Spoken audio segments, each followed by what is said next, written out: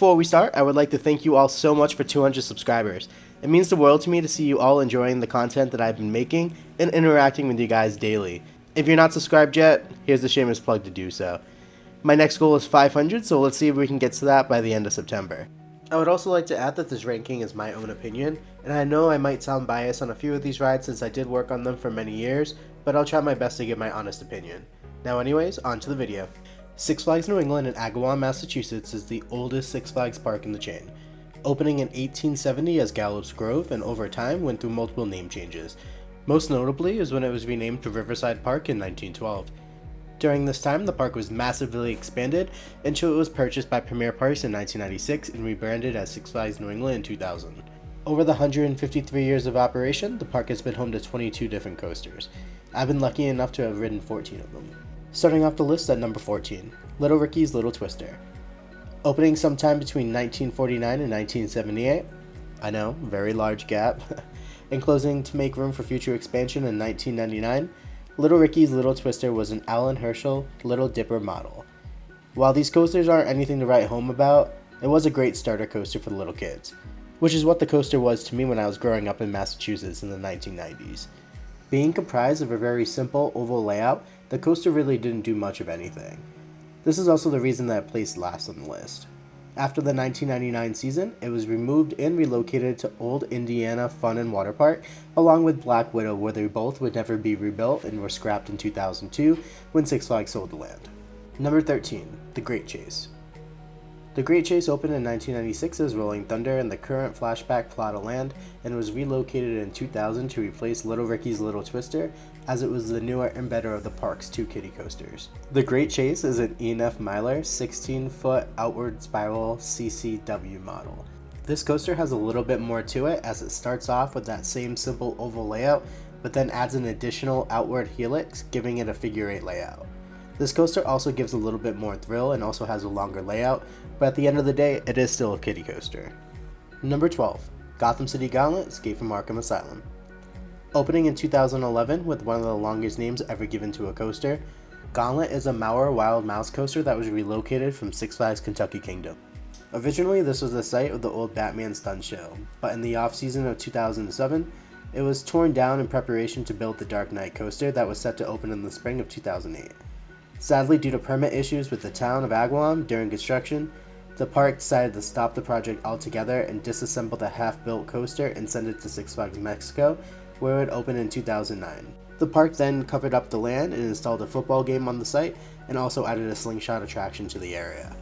Both looked extremely out of place for the DC superhero section of the park, but in 2011 the park was able to get their hands on Gauntlet, and they could actually utilize the concrete footer that they built for the Dark Knight coaster.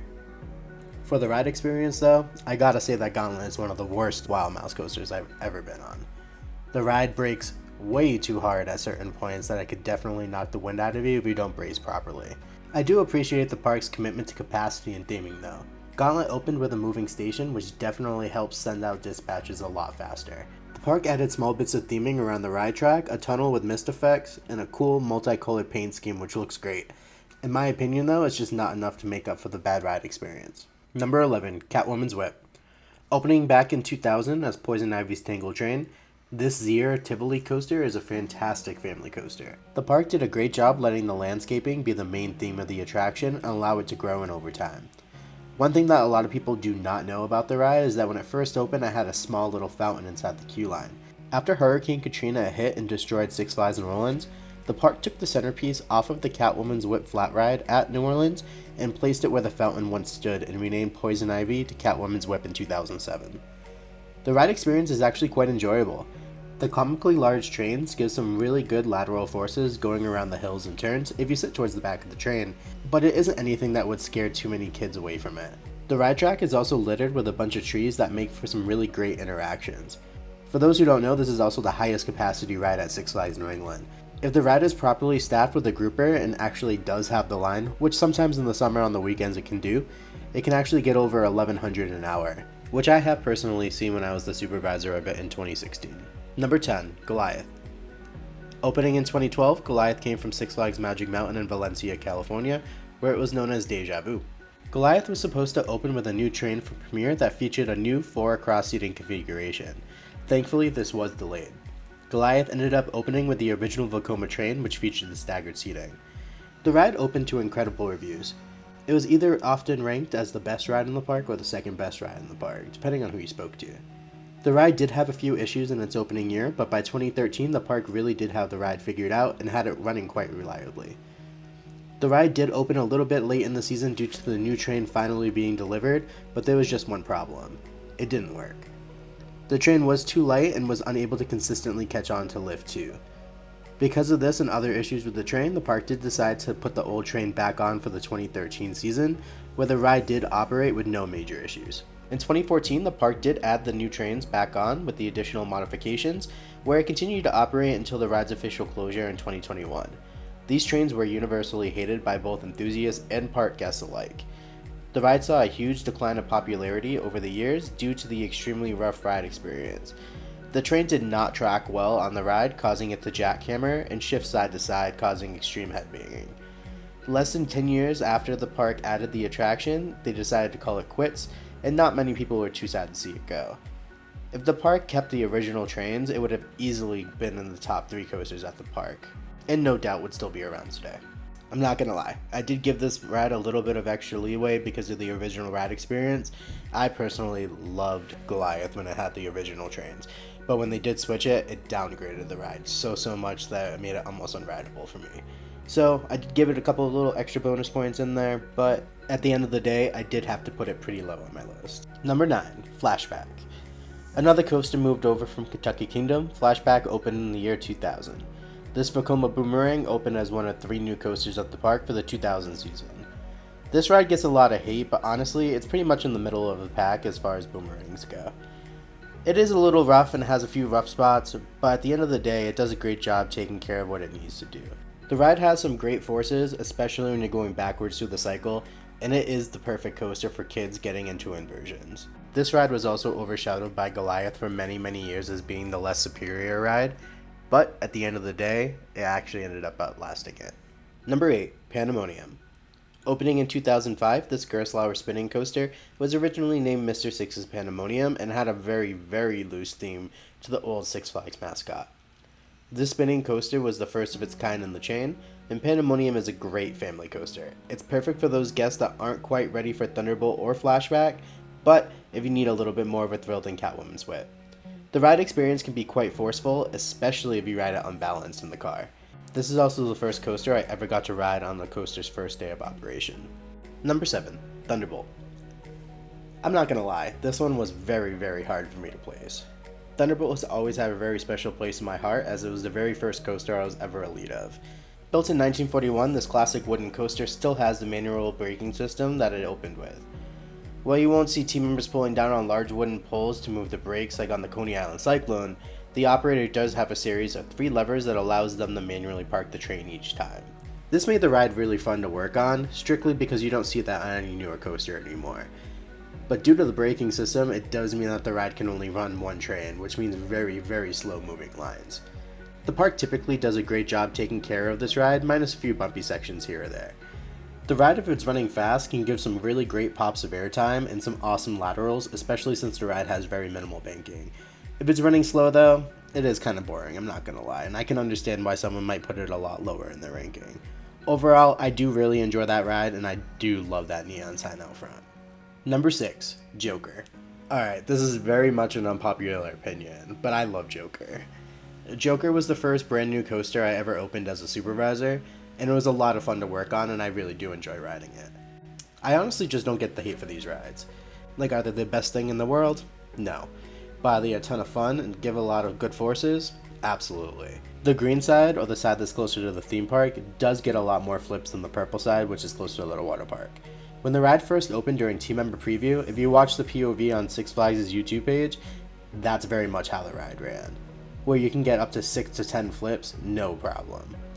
My first ride on Joker, I definitely got 9 flips and 2 stalls. It was very intense. Sadly, the ride experience was tamed down a bit before the ride did open to guests, but I honestly don't blame the park for doing this.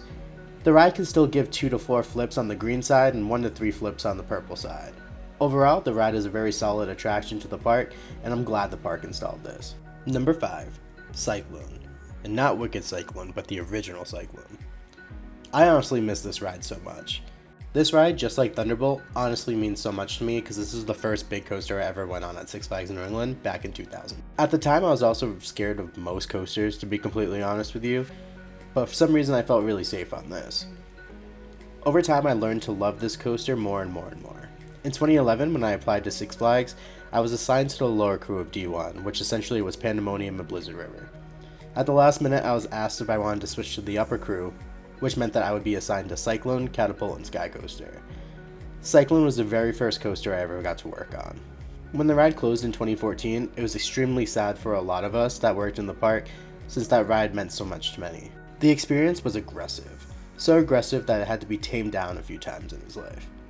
Most notable was the redo of the first drop to make it shorter by 20 feet.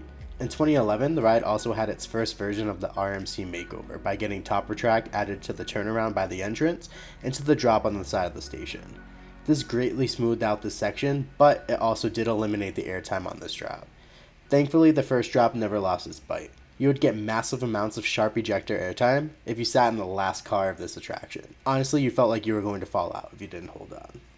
While I do miss this ride a lot, I do love its replacement, which we'll be talking about shortly. Number 4. Batman The Dark Knight. Batman opened up in 2002 as the very first floorless coaster with no mid-course brake run. Comprised of 5 inversions, this coaster is a lot of fun. It's just really short. It's over in about 40 seconds from the top of the lift hill to the final brakes. In the grand scheme of things, 40 seconds really is a decent ride experience, especially for a lot of coasters nowadays. But since the rapid fire transitions happen so quickly, it just feels a lot shorter. Batman really does have some great forces, and the 0G roll is one of the best on any floorless I've been on. One issue I have with the ride is definitely those interlocking corkscrews. While they do look beautiful off-ride, the one gripe I have with them is that they're a little bit rough. The first one does have a slight rattle, which is not too bad, but when you start to go through the second one, it does get pretty rough, especially for B&M standards. Overall though, I do love Batman. It is one of my favorite rides in the park, and I'm going to keep riding it every single time I go. Number 3. Riddler Revenge. This Vekoma SLC is definitely one of the best out there. Opening up in 1997 as Mind Eraser, this coaster operated for many years with those bulky SLC trains, but in 2017, Mind Eraser got a huge upgrade. In preparation for the VR experience on the attraction, the park decided to add the new generation SLC vest restraints to eliminate the headbanging with the headsets. I'm honestly so glad that they did this. I had the pleasure of being the supervisor of Mind Eraser in 2017 when it got the new trains, as well as when it had the VR installed. I was lucky enough to be one of the first to ride on the new trains, and wow, what a difference did it make. I used to ride Mind Eraser with the old trains because I did love the intensity of the ride, but I always did have to ride in the brace position to make sure that I didn't come off with a terrible headache. Now I ride it with no issues at all. Now don't go into this thinking that the ride is smooth. It's not. But at the end of the day, you can enjoy the roughness with zero headbanging and get a ton of intensity. Mind Eraser was rethemed to Riddler Revenge, not Riddler's, Riddler Revenge. Personally, I wish I had the black supports with the dark green track, just like Riddler's Revenge at Magic Mountain had, but it is what it is. I still love the ride just the same. Number 2. Wicked Cyclone. Wicked Cyclone opened in 2015 as the RMC conversion of Cyclone. Wicked Cyclone is honestly amazing. It is ranked as one of the best RMCs out there. I was lucky enough to be able to work on this ride from 2015 until I left in 2018. I'm also in the safety video that takes place before you board the ride. Wicked Cyclone is the only RMC to lose height during the conversion. The original Cyclone was 112 feet, while Wicked Cyclone is only 109 feet. Yet the ride still follows the same footprint as the original. Wicked Cyclone has a ton of airtime, 3 amazing inversions including the world's first 200-degree stall, and also has the world's first double reversing banked airtime hill. In 2023, the ride is running much faster than usual, which means that the ride is going to give you some amazing airtime on the returning lap. But to me, it's just not as good as Superman the Ride. Superman opened on May 5th, 2000 as Superman Ride of Steel, and it honestly put Six Flags New England on the map. Originally, the ride opened with T-bars, but due to an accident in 2004, the T-bars were modified and then ultimately replaced during the Bizarro transformation in 2009. The ride was supposed to open with harnesses similar to El Toro at Six Flags Great Adventure, but unfortunately during testing they were swapped out for the current U-bricks we have today. Personally, the U-bricks don't bother me at all. I still think Superman is the perfect ride. From its scenic view of the Connecticut River as you climb the lift hill to the left, to its amazing out and back layout in the first half and the crazy twister finale with tons of airtime and positive G's in the second half. I was lucky enough to actually be the supervisor for the year that it was rebranded back to Superman from Bizarro in 2016. With that being said, I also did have the ride during its VR phase, but I'll save those comments for a later video. Being able to be the supervisor of this ride made me have such a great appreciation for the ride. Working with it day in and day out and seeing all the unique quirks was amazing. I'm so grateful that I was able to work at Six Flags New England for 8.5 years. I made a ton of lifelong friends and memories I'm never going to forget. If you were ever thinking about working in a theme park, I would highly recommend it. It's a great way to work in a place that you know you love, meet tons of new people, and you also get some extra cash, which is never a bad thing. Thank you so much for watching. If you like what you saw, please make sure to like, comment, and subscribe, as it really does help the channel out. If you like this new series, let me know in the comments below, and also let me know what park you want me to do next, and if I've been there, I'll be more than happy to do it. Alright guys, I'll see you in the next one. Take care. Bye.